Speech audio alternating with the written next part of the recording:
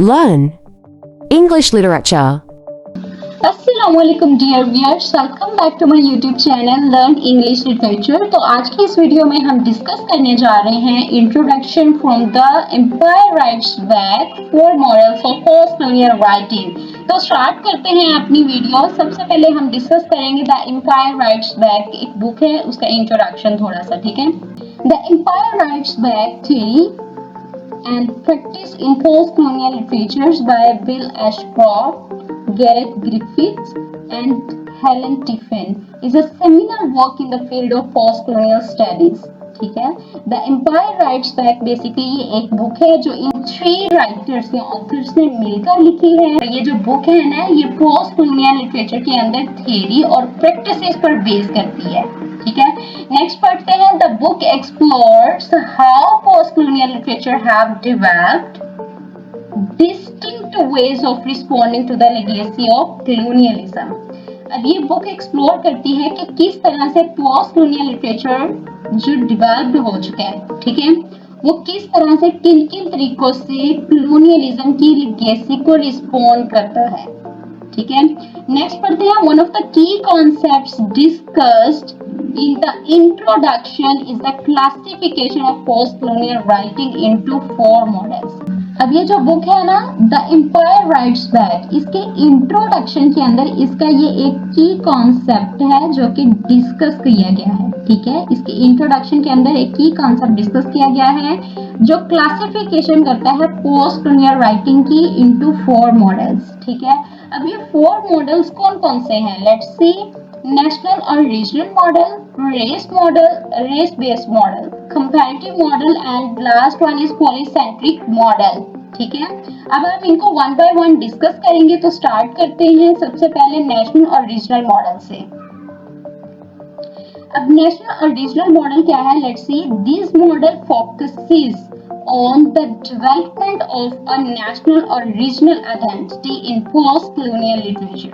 ये model post colonial literature के अंदर नेशनल और रीजनल आइडेंटिटी की डेवलपमेंट पर फोकस करता है। अब नेशनल और रीजनल आइडेंटिटीज क्या होती हैं? यहाँ पे किसी सिंगल पर्सन या इंडिविजुअल की आइडेंटिटी की बात नहीं हो रही, नेशनल और रीजनल आइडेंटिटीज की बात हो रही है, ठीक है।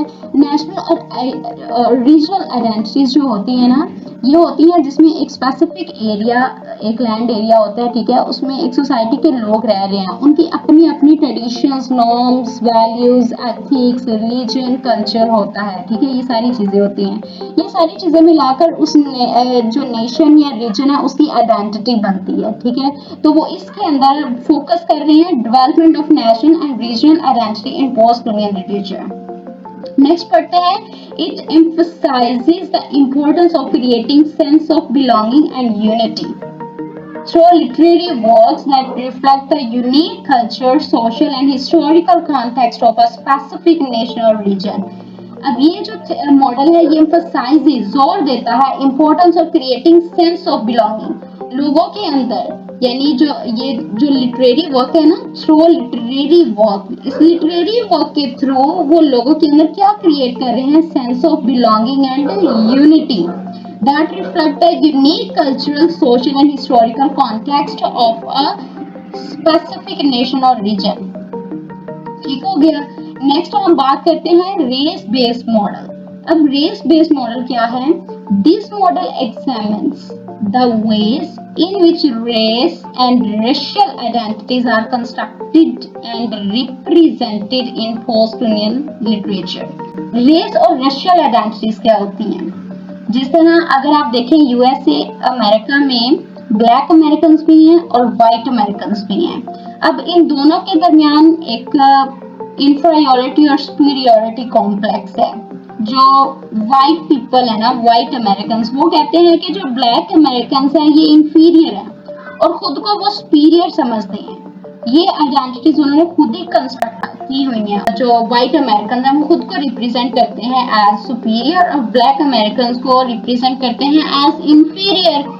अब ये जो मॉडल है ना, रेस बेस्ड मॉडल, एग्जामिन्स यानी कि एनालिसिस करता है द वेज, उन तरीकों का जिस तरीके से इन लिटरेचर के अंदर रेस और रेशियल आइडेंटिटीज को कंस्ट्रक्ट और रिप्रेजेंट किया जाता है, यानी लिटरेचर के अंदर रेस या रेशियल आइडेंटिटीज को किन किन तरीकों से कंस्ट्रक्ट या रिप्रेजेंट किया जाता है, उन तरीकों को ये एनालाइज करते हैं इस मॉडल के अंदर, ठीक है।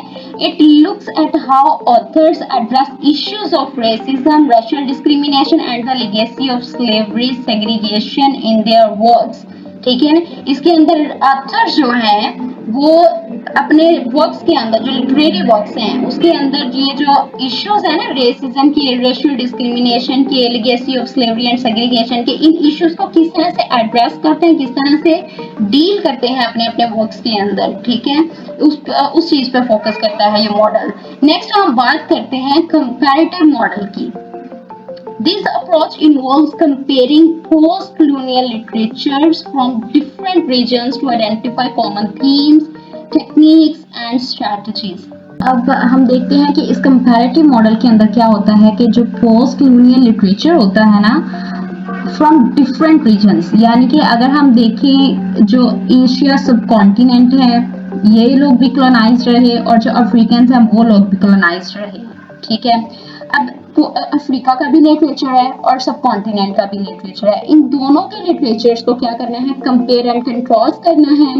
डिफरेंट रीजन्स है ना दोनों, अफ्रीका और सब कॉन्टिनेंट, ये डिफरेंट रीजन्स हैं, इनके लिटरेचर को हमने क्या करना है, कंपेयर करना है। कंपेयर करके हमने क्या चीज करनी है, इसके अंदर से आइडेंटिफाई करना है common themes, techniques and strategies, इसके अंदर से हमने आइडेंटिफाई करनी है। यानी कि देखिए ये लोग डिफरेंट रीजन्स पर तो रह रहे हैं लेकिन कॉलोनाइजेशन का जो एक्सपीरियंस है वो तो इन सब का सेम रहा है ना, अफ्रीकन का भी सब कॉन्टिनेंट का। अब इन लोगों ने जो भी अपनी राइटिंग की है, जो लिटरेचर प्रोड्यूस किया है, इनके अंदर इनके कौन कौन से कॉमन थीम्स हैं जो आपस में मैच करते हैं, या इनकी कौन कौन सी सेम टेक्निक्स हैं या स्ट्रैटेजीज हैं, उस चीज को आइडेंटिफाई करते हैं कंपैरेटिव मॉडल के अंदर। नेक्स्ट हम पढ़ते हैं, it seeks to understand how different post colonial societies, यानी कि पोस्ट कॉलोनियल जो सोसाइटीज हैं ये तो डिफरेंट है ना एक दूसरे से, जिस तरह सब कॉन्टिनेंट के लोग डिफरेंट हैं, इनकी सोसाइटीज, इनका रहन सहन, कल्चर, हर चीज डिफरेंट है। अफ्रीकन लोग हैं उनका भी सब कुछ डिफरेंट है। अब ये डिफरेंट पोस्ट कॉलोनियल सोसाइटीज हैं, have responded to similar experience of colonization. अब इनके जो कॉलोनाइजेशन के एक्सपीरियंस है वो तो सिमिलर हैं और इनको ये किस तरह रिस्पॉन्ड करते हैं, and how their literary traditions intersect and diverge, और किस तरह इनकी जो लिटरेरी ट्रेडिशंस यानी कि लिटरेचर लिखने की जो इनकी रवायात हैं वो कैसे एक दूसरे से इंटरसेक्ट एंड डाइवर्ज हैं, यानी एक दूसरे से सेपरेट हैं या सेम हैं, ठीक है। तो अब बात करते हैं पॉलीसेंट्रिक मॉडल। पॉलीसेंट्रिक मॉडल क्या है, let's see. The polycentric model rejects the notion of a single central perspective and instead embraces multiple diverse viewpoints. It recognizes the multiplicity of voices and experiences within post-colonial societies and aims to highlight the interconnectedness of different cultural narratives. Okay, सबसे पहले हम बात करते हैं ये जो polycentric का word है ना, इसका मीनिंग क्या है। इसका मीनिंग है having many focal points, जिस तरह ये बताया ना यहाँ पे diverse viewpoints, यानी कि पॉलीसेंट्रिक मॉडल के अंदर क्या होता है, ये रिजेक्ट करता है the notion of a single central perspective, ये किसी एक पर्सपेक्टिव को फॉलो नहीं करता। जिस तरह हमने बताया था ना कि जो पोस्ट कॉलोनियल राइटर्स हैं वो जस्ट किसी एक जो कॉलोनाइज्ड या कॉलोनाइजर्स हैं उनके लिटरेरी वर्क को एनालाइज करके सिर्फ एक ही पर्सपेक्टिव को फॉलो करके अपना काम नहीं करते। जो पोस्ट कॉलोनियल राइटर्स हैं वो दोनों के पर्सपेक्टिव को लेते हैं, यानी कि जो कॉलोनाइजर्स हैं उनके लिटरेचर से भी और कॉलोनाइज्ड लोग जो हैं उनके लिटरेचर, दोनों के पर्सपेक्टिव्स को लेकर उसको एनालाइज करते हैं और वो रिजेक्ट करते हैं किस चीज को, the notion of a single perspective, ठीक है। और उसके अगेंस्ट वो क्या करते हैं, embraces multiple diverse view points, वो मल्टीपल डाइवर्स व्यू पॉइंट्स को फोकस करते हैं। It recognises the multiplicity of voices and experiences with in post colonial societies. अब एक सोसाइटी के अंदर, ठीक है, एक सोसाइटी के अंदर भी डिफरेंट डाइवर्सिटी के लोग, डिफरेंट कल्चर के लोग हो सकते हैं, जिनमें डाइवर्सिटी ऑफ कल्चर पाया जाता है, ठीक है। जिस तरह अगर हम देखें तो अगर सब कॉन्टिनेंट की बात करें तो इस एक ही सोसाइटी, एक ही लैंड एरिया के ऊपर कितने रिलीजन से बिलोंग करने वाले लोग रहते थे। इसमें मुस्लिम्स रहते थे, अरबिक भी ट्रेडिंग के लिए आते थे, फिर यहाँ पे हिंदुइज्म, जैन मत, बुद्ध मत के मज़ाहब के लोग रहते थे, और इन सब के कल्चर्स भी डिफरेंट डिफरेंट थे। अब वो कह रहे हैं कि एक ही सोसाइटी के अंदर जो डिफरेंट कल्चर्स के लोगों की एक्सपीरियंसेस हैं या उनकी जो मल्टीपल वॉइसेस हैं, ये उस चीज़ को रिकॉग्नाइज करता है ये model, and aims to highlight the interconnectedness of different cultural narratives, ठीक है। अब ये जो डिफरेंट कल्चरल नैरेटिव्स हैं उनके दरमियान जो इंटरकनेक्टेडनेस है उस चीज़ को हाईलाइट करता है। तो ये 4 मॉडल्स थे जो अभी हमने डिस्कस किए हैं, ठीक है।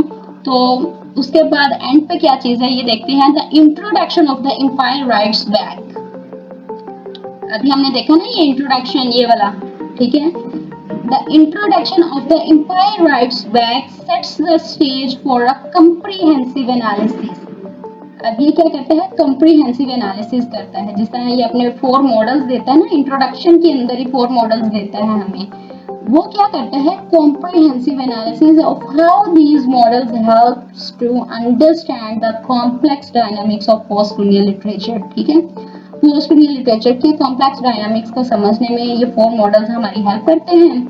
लास्ट पे क्या चीज है, bye examining the ways in which writers from formally colonized regions use language narrative techniques and thematic concerns to challenge and subvert colonial power structures।